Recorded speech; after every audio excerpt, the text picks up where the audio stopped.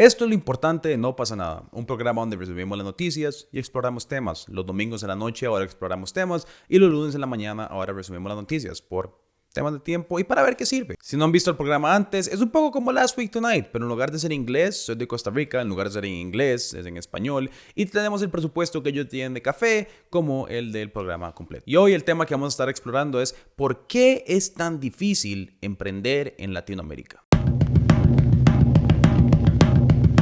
Antes de que Rappi dominara el mundo, en Latinoamérica realmente no habíamos tenido tantos ejemplos de startups o compañías de tecnología o de medios. Mientras que de Suecia salió Spotify o de Canadá Shopify o de San Francisco el 90% de las aplicaciones de todos nuestros teléfonos, de Latinoamérica no hemos tenido tanto, definitivamente nunca hemos tenido como a un Mark Zuckerberg. Pero bueno, Mark solo hay uno y creo que solo uno debería de haber. Entonces la pregunta es, ¿por qué? A ver, sin duda alguna, en Latinoamérica no es que no existan personas y proyectos brillantes. Muchas personas se han dado la tarea de intentar responder una pregunta, pero tal vez uno de los mejores análisis, y es algo que yo como nota recomiendo a cualquier emprendedor latinoamericano como lectura obligatoria y casi como un manual de ayuda, es el libro Crear o Morir de Andrés Oppenheimer. En el libro Oppenheimer visita algunas de las compañías y lugares donde más innovación ha salido, estudia los casos e intenta encontrar evidencia en comparaciones y contrastes desde nuestra forma de vida hasta forma de pensar. Pero hoy no solo hablamos de Oppenheimer y su libro, entonces si ya lo leyeron no se preocupen. Entremos en el tema. Hoy en América Latina uno de los problemas más serios que tenemos se conoce como la trampa de ingreso medio, un término escrito en el 2006 por el Banco Mundial que se refiere a la condición de una economía cualquiera que se estanca, no logra o se demora mucho en alcanzar al grupo de economías de altos ingresos del mundo. Estas, como la nuestra, son economías que crecen más lentamente, que se estancan en la renta media o sufren más agresiones a pesar de que tuvieron un periodo rápido de crecimiento que les permitió alcanzar cierto nivel de ingresos. Según el Banco Mundial, los países de ingresos medios son los que tienen un PIB per cápita de entre $1,000 y $12,000 estadounidenses. Entonces, si se ponen a comparar PIB, se darán cuenta que la mayoría de América Latina o toda, sí logró salir de la situación de bajos ingresos, pero no han logrado que su crecimiento ni productividad aumente lo suficiente para dejarla salir de la zona de ingresos medios.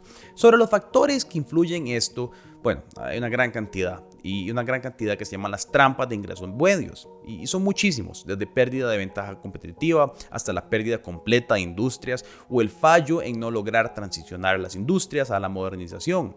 Pero puntualicemos en el tema y hablemos de algo que es realmente serio, que yo personalmente lo he vivido, y es que en la región, por ejemplo, existe una enorme falta de capital y una dificultad generalizada de obtener capital de inicio. La realidad es que hoy es particularmente difícil obtener préstamos sobre negocios habituales.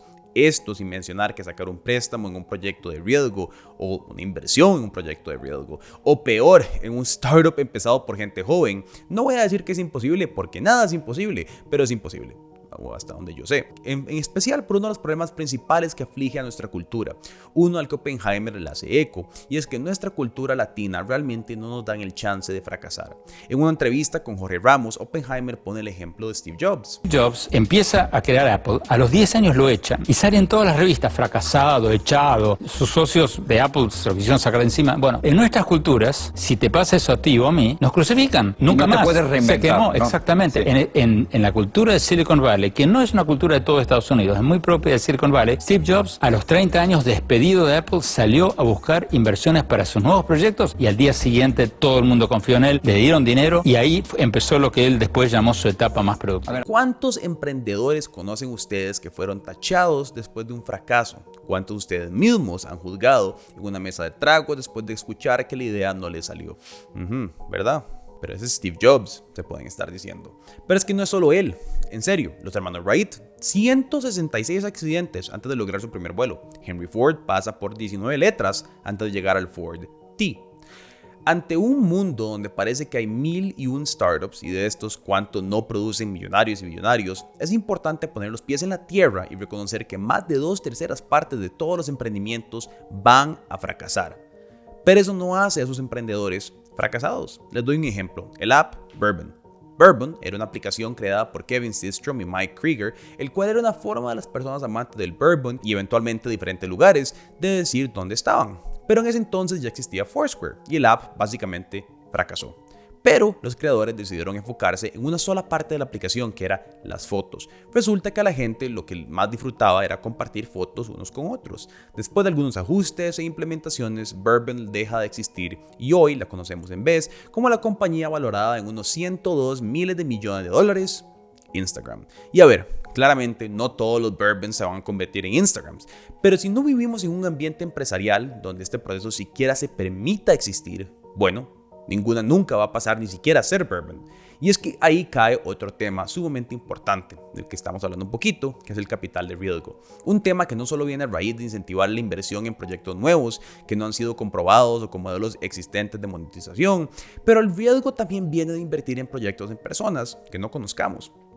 Y ahí entra en juego otro factor que para nadie es un secreto, y es que en Latinoamérica todo se mueve por conexiones. En el mundo también, pero en Latinoamérica es preocupante. Sin conexiones, amistades o un grupo íntimo que inyecte capital y promueva un negocio, es difícil o imposible ver un negocio prosperar y surgir, porque la realidad es que hasta con esas conexiones, ese capital de riesgo básicamente nunca aparece. Entonces imagínense sin esas conexiones. Otro factor es que los mercados locales son muy pequeños, ¿verdad? Y eso es sumamente difícil encontrar nichos en la región, en especial si consideramos que acá innovar es el sinónimo de riesgo, se lo decimos nosotros. Al haber tan poca competencia, los clientes han llegado a acostumbrar a las opciones básicas que siempre han tenido a la mano, y cualquier otra solución genera desconfianza. Un ejemplo simple es pensar en cuánto éxito han tenido las cadenas estadounidenses de comida cuando vienen a países locales, y contrastarlo con cuántas cadenas locales se han convertido en éxitos regionales. Y eso no es todo. En la encuesta regional de riesgos para hacer negocios del Banco Mundial, se identifican diversos riesgos a los que se enfrentan los comercios al hacer negocios en la región, de los cuales entre los más prevalentes es el fracaso de sus gobiernos, el estado semipermanente de inestabilidad geopolítica, la corrupción endémica y la bipolaridad de tendencias políticas generan incertidumbre e inestabilidad en la cual no solo es difícil, pero en demasiados casos, como decimos, es imposible innovar. Todo eso sin mencionar que América Latina es un lugar particularmente complicado para solo generar compañías. Los procesos de establecimiento de una entidad comercial plenamente operativa pueden requerir un alto nivel de compromiso con las instituciones locales, donde los problemas pueden empezar con el simple hecho de que en el siglo XXI nos continúe eludiendo a la mayoría de nuestros aparatos estatales. Y solemos tener que estar a la merced del temperamento matutino de un burócrata, quien pudo o no haberse peleado con su pareja, pudo o no haberse tomado el café de la mañana, en vez de, bueno, una computadora. Pero eso también es una vistada simple al problema. Si volvemos a Oppenheimer, él analiza que a diferencia de esta creencia generalizada de que lo más importante para incentivar la innovación era ofrecer esos estímulos económicos que no existen actualmente e intentar reducir las trabas burocráticas que estamos mencionando, lo más importante de todo es contar con una masa crítica de mentes creativas respaldadas por buenos sistemas educativos. Aquí lo cito, parafraseando, en una entrevista que tiene con el libro con Vivek Wadhwa, empresario y académico de tecnología estadounidense. Es difícil crear una empresa innovadora en Venezuela, donde según los estudios del Banco Mundial hacen falta 17 trámites legales para registrar una nueva empresa, o en Argentina, donde se requieren 14, o en Brasil y Colombia, donde hace falta 13, y por lo general tardan varios meses en completarse.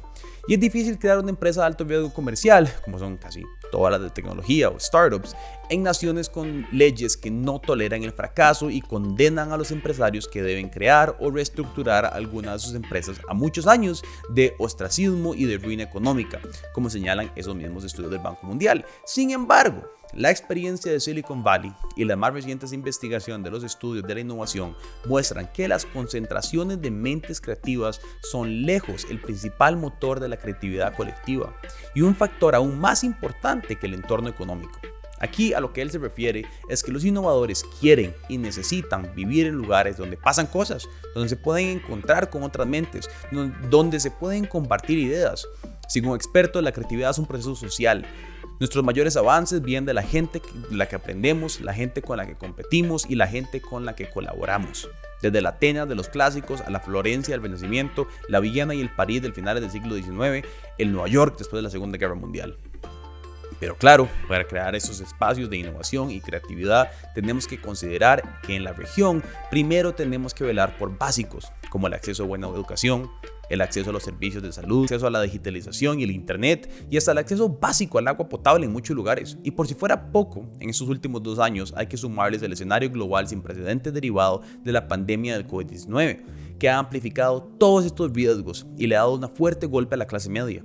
Nada más para que se hagan una idea, la Comisión Económica para América Latina y el Caribe de la ONU estimó que el crecimiento promedio para la región en 2021 será del solo 5.2%, una cifra que muestra un repunte de la profunda contracción del 6.8% del 2020. Ahora, no todo es malo. Claro, hay ejemplos de países y emprendedores que han dominado su campo y cambiado el entorno entero de su país. Por ejemplo, Gastón Acurio. Gastón Acurio hoy es un mega empresario peruano que cambió a Perú para siempre. Al día de hoy, muchísimos gobiernos, marcas y otros chefs se han inspirado e intentado replicar lo que él hizo.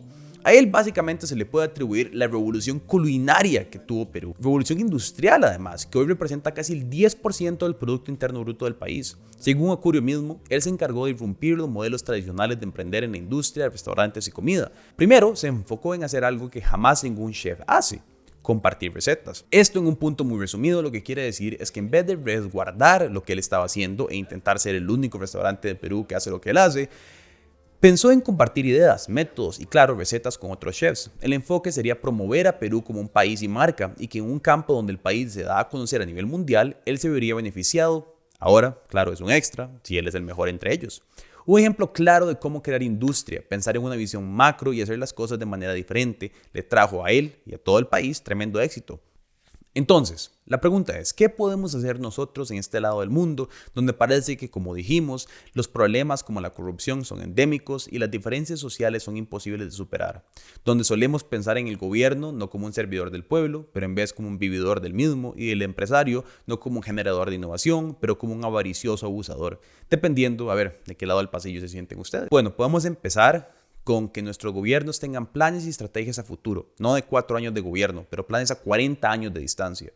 Planes que involucren transformaciones de nuestros sistemas educativos, fomenten la digitalización, que dejemos de pensar ya por una vez por todas que hablar inglés es lo más novedoso que podemos hacer, y crear industrias diferentes que nos vuelvan competitivos al nivel mundial. Imagínense en el caso específico de Costa Rica, donde según un informe del TMF Group, el país está puesto número 9 de 10 de más complejos para hacer negocios. Con esa posición quedamos peor evaluados que países como Nicaragua y Kazajstán. Según este informe, la principal complejidad de nuestro país es la necesidad de que las empresas demuestren altos niveles de transparencia. No te digo, en el informe se lee que si bien en el país ofrece una fuerza laboral altamente calificada, es importante tener en cuenta que somos uno de los países más caros de la región en términos de producción. Por último, al igual que en los países de la región, la burocracia nos está pasando la factura por la cantidad de agencias que hay que notificar cuando se incorpora una empresa, además de todas las trabas conocidas de este país y los de la región. A pesar de eso, la buena noticia es que el país sigue siendo atractivo en atracción de inversiones, especialmente gracias al régimen de zona franca. Tomen nota. Y eso es un poquito de por qué es tan difícil emprender en Latinoamérica. Realmente les recomiendo el libro Crear o Morir de Oppenheimer, que lean los múltiples estudios que citamos acá, y que si todavía después de todo esto tienen ganas de emprender, que se preparen porque no es tarea fácil. Y que si quieren apoyar este emprendimiento, la mejor manera de hacerlo es yendo a patreon.com/nopasanadaoficial, donde pueden empezar a contribuir por $3. Pueden compartir este video o pueden comprar merch y suscribirse a nuestro canal, darle like y dejar un comentario. ¿Qué piensan ustedes? ¿Por qué es tan difícil emprender en Latinoamérica? Recuerden que mañana a la mañana tenemos el resumen de noticias, que pueden seguirnos en todas las redes sociales: TikTok, Facebook, Instagram y YouTube. No sé si hay otra no estamos en esa. Y que como siempre, les agradecemos estar acá.